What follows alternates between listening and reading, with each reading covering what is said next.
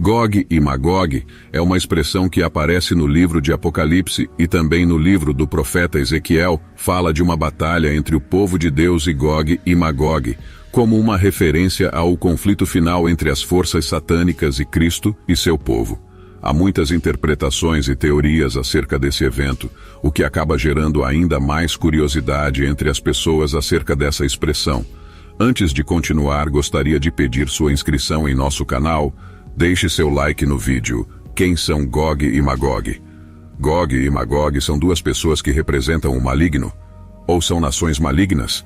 Não entendo muito bem essa linguagem figurada de Apocalipse. Para entender a que se refere Gog e Magog, precisamos voltar ao primeiro livro da Bíblia, a Gênesis, para entender de onde vêm esses nomes. Os filhos de Jafé são Gomer, Magog, Madai, Javã, Tubal, Meseque e Tiras. Gênesis 10, verso 2. Observe que aqui, Magog é uma pessoa, é um dos filhos de Jafé, que era filho de Noé. Esse texto mostra que ele foi cabeça de uma nação que se originou dele. Pulando para o texto profético de Ezequiel, podemos observar que esse povo, juntamente com um tipo de líder, príncipe chamado Gog, se levantariam contra o povo de Deus. Filho do homem, volve o rosto contra Gog, da terra de Magog, príncipe de Ros, de Meseque e Tubal, profetiza contra ele. Ezequiel 38, verso 2. Observe que ele cita aqui Meseque e Tubal, também descendentes de Jafé, descritos em Gênesis 10, verso 2. Ou seja, a ideia aqui é de povos não judeus, inimigos do povo de Deus. Gog é descrito como o líder desses povos. Eles se levantariam, segundo a profecia, contra o povo de Deus nos últimos dias, por ordem do próprio Senhor, que vai triunfar contra eles. E subirás contra o meu povo de Israel como nuvem, para cobrir a terra. Nos últimos dias, hei de trazer-te contra a minha terra, para que as nações me conheçam a mim, quando eu tiver vindicado a minha santidade em ti, ó Gog, perante elas. Ezequiel 38, verso 16. Observe que Ezequiel profetiza uma fúria dos povos pagãos contra o povo de Deus. Porém, a fúria do Senhor seria maior e destrutiva para eles. Chamarei contra Gog a espada em todos os meus montes. Diz o Senhor Deus, a espada de cada um se voltará contra o seu próximo. Ezequiel 38, verso 21. Todo o capítulo de Ezequiel 39 também é dedicado a mostrar a fúria dessas pessoas, Magog, lideradas por esse Gog. Veremos a seguir quem ele é. Porém, o Senhor os vencerá poderosamente e definitivamente. Note que interessante como temos aqui, neste final de capítulo, um paralelo com o Espírito Santo, derramado sobre a Igreja de Cristo.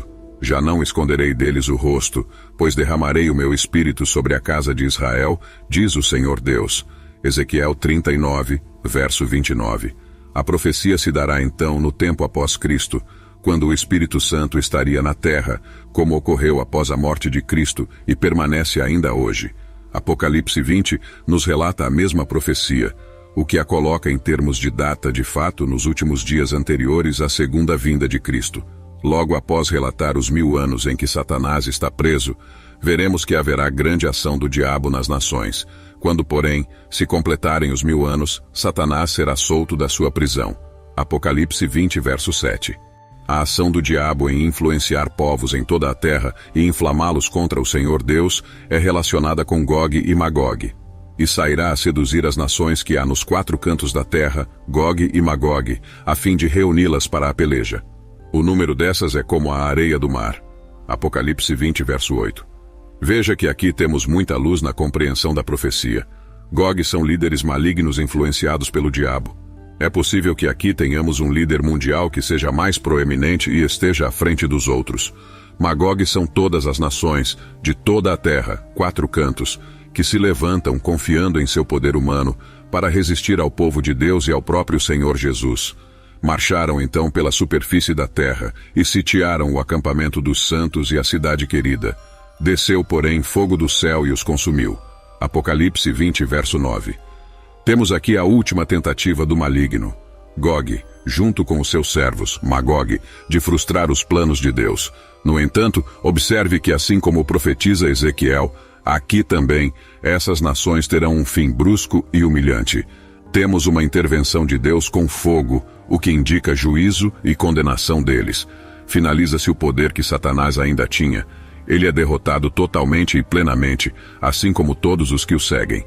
O diabo, o sedutor deles, foi lançado para dentro do lago de fogo e enxofre, onde já se encontram não só a besta como também o falso profeta, e serão atormentados de dia e de noite pelos séculos dos séculos.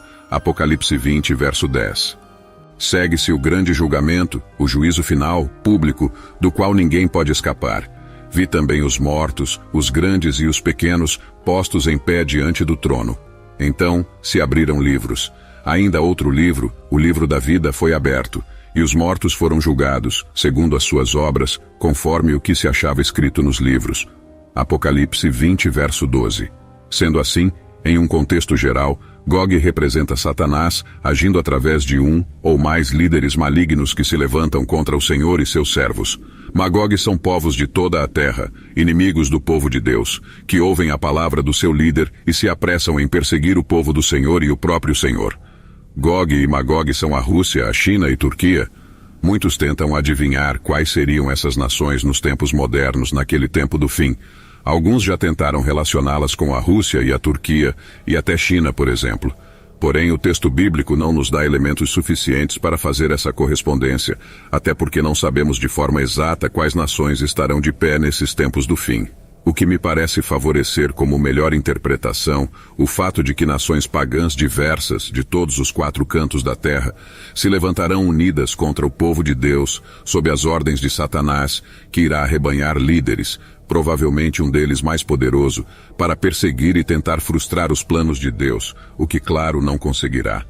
Para concluir, quero dizer que, embora existam diferentes opiniões sobre o assunto, o importante é que todas elas concordam que nessa batalha Satanás será condenado eternamente no lago de fogo e enxofre, e de dia e de noite, juntamente com seus aliados, será atormentado.